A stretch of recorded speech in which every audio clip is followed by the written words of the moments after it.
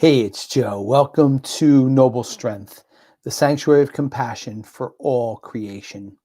I welcome you on this Monday morning, the first Monday of the Advent season.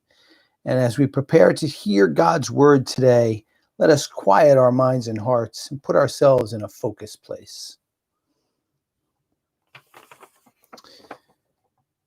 Our gospel today is from St. Matthew chapter 4, verses 18 to 22. As Jesus was walking by the Sea of Galilee, he saw two brothers, Simon, who is called Peter, and his brother Andrew, casting a net into the sea. They were fishermen. He said to them, "Come after me, and I will make you fishers of men." At once they left their nets and followed him. He walked along from there and saw two other brothers, James the son of Zebedee and his brother John. They were in a boat with their father Zebedee, mending their nets. He called them, and immediately they left their boat and their father and followed him. There's a great saying, he who hesitates is lost. That certainly was not the case in the gospel today, as we hear both sets of brothers immediately and at once drop what they were doing and follow God.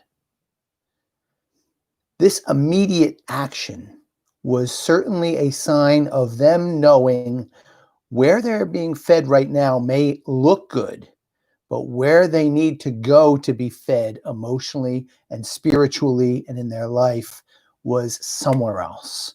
And they took immediate action. We might think to ourselves, well, okay, how does this really apply to me?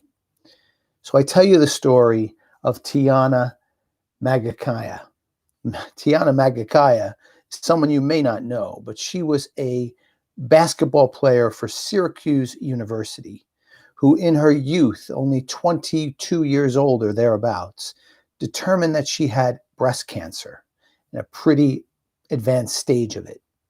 She was an Australian native, and her parents implored her to come back to Australia.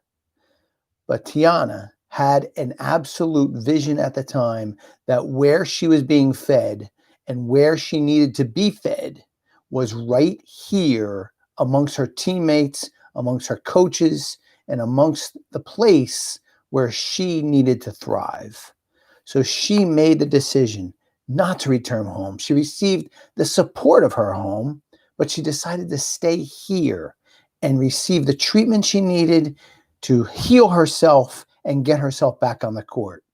And most recently, that's exactly what happened as she played a basketball game for Syracuse University and did pretty well from what I understand. The real story, though, is her immediate action of knowing where she needed to be fed for her own good and for the good of others. We have that same opportunity, and we should absolutely look into it for ourselves and take that immediate action with no hesitation. Whether it's Tiana or whether it's us, obviously the path we take must be one of virtue and goodness, and that's exactly where God thrives. Well, my friends, I thank you as always for joining me today. I ask you to consider this message as you take it into your Monday and into your week. I ask you to keep following me at my website, noblestrength.life, and please share my YouTube channel with others so we could spread this good news word in our reflections as our weeks go on. Take care, everyone, and I will see you back here tomorrow.